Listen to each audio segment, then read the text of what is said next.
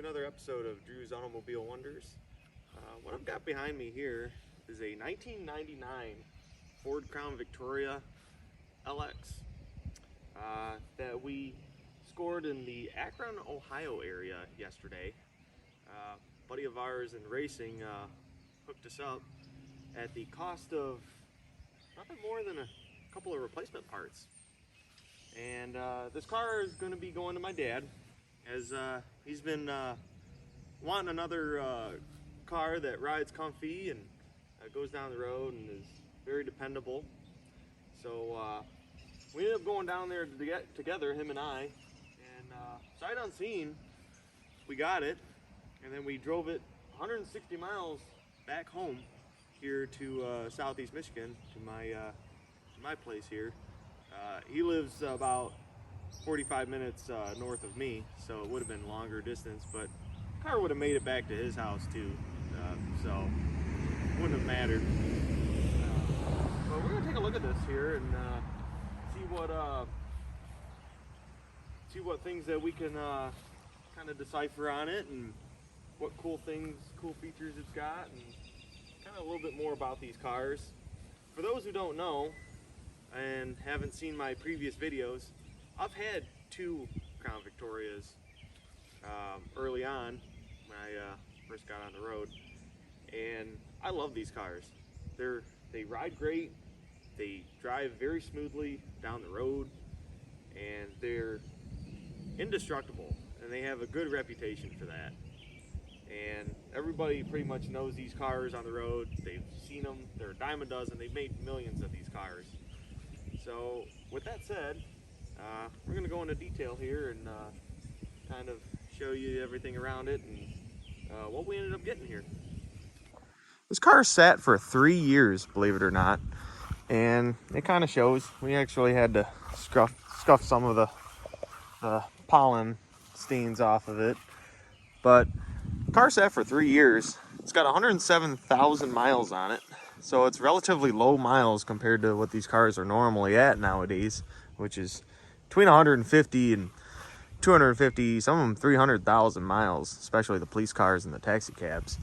But this was a civilian model. As you can see, it's got the 4.6 V8 in it. This particular 4.6 for this year made 200 horsepower and about 285 foot-pounds of torque, 280, something like that. So these weren't powerhouses, but they weren't really meant to be in these cars. People bought these cars more for the comfort and the driving, and they just to get from point A to point B without having a stiff back.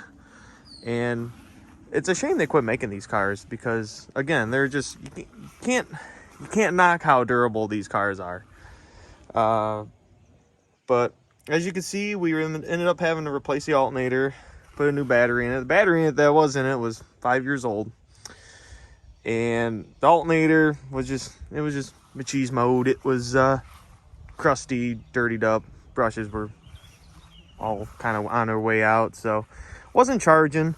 But when we first got there, our friend he was able to fire the car right up, and it just bump fires. I'll start it here in a minute, but I just want you guys to see what we ended up getting. It's got single exhaust. These cars did come with a dual exhaust option, which I'm kind of surprised it did not come with the dual exhaust option, being that it's a special edition. At first I thought that was one of those O'Reilly's little stick-on decorations that you get at O'Reilly's or AutoZone, but it's not. That was actually factory. And what I like in particular about these model years, with the 98 and the 99 models, and I think the 2000s had them too, maybe 01, is the rear taillights have the yellow European style amber colored turn signals, and it's a really nice touch. I always like that feature on these early whale body Crown Vics. Got an aftermarket backup camera on it, which my dad and I really don't have use for, as we come from having a CDL and racing and have quite a sense of what our surroundings are when we're driving behind the wheel. One thing that is an issue though that we got to fix on this is it's got the typical frame rot just behind the front wheels and just in front of the A-pillar. I can't really get under there to show you, but it's very common on these, just below the air conditioning and the climate control systems. On this passenger side here, it gets a little worse, but for what we ended up scoring, how we ended up scoring this car, it was worth getting. So we're just gotta do a little bit of fabrication work to it. I'm gonna go ahead and start this car up now. As you can see, it's got a digital dash. Starts right up. It's makes a few quirky noises here and there, but I like the exhaust shrinks and expands, and it makes a little ruckus under the hood, especially after we shut it off. But it's a good running car, and again, it's only got 107,000 on it, which is very low for these cars. It's getting really hard to find a car with one of these Crown Vics or the Grand Marquis or even the town cars with this low miles on it, unless you find one at an estate sale that you know, belonged to an older gentleman or elderly couple or whatnot, and they became deceased, and you know, then the kids are usually wanting to get rid of the car, and usually that's where you end up getting these cars pretty cheap too. But, and that is not an exaggeration, by the way.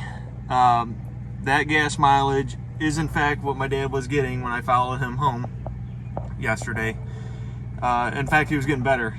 It did say 27.1 or 27.3.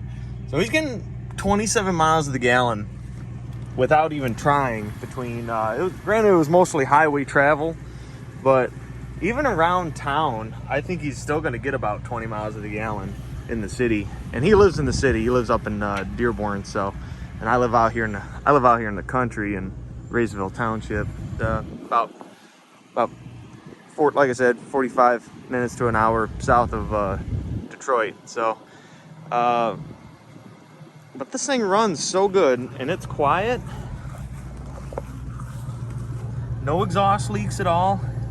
And I expected at least a rotted out muffler or something, you know, something clapped on it, and it's not. It's a good running driving car. It's very smooth. It's got a little bit of a belt squeak, which I think wasn't doing that yesterday, but it's a lot more humid today, and I think the humidity is kind of soaking into that belt a little bit, but whatever, big deal.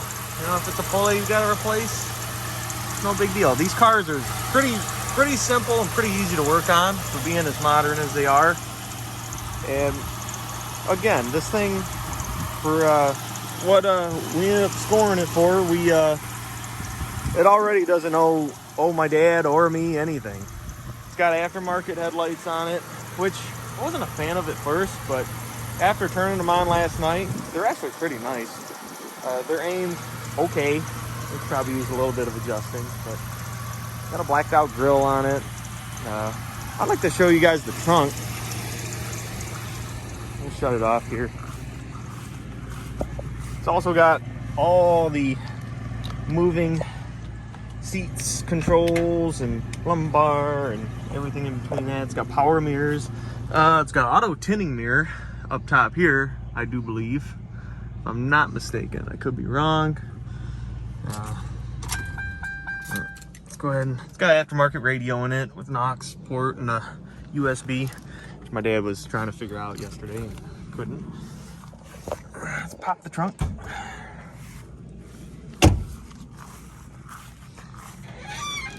For sitting for 3 years, this car is, it's like it never sat anywhere.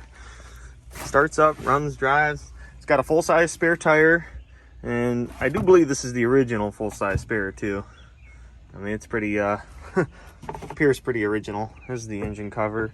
We ended up taking that off to work on the car, but good thing of Rain-X. It's got a CD changer in the back here, which I don't know if that's aftermarket or if that's original.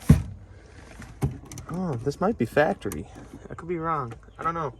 I know these I know these Crown Victoria LXs were the very luxurious models. In fact, my 94 was an LX, and it had the nice, you know, trim pieces in it, and had the nice sound system, but it didn't have leather. This car's got leather, and it's really, really, really nice inside.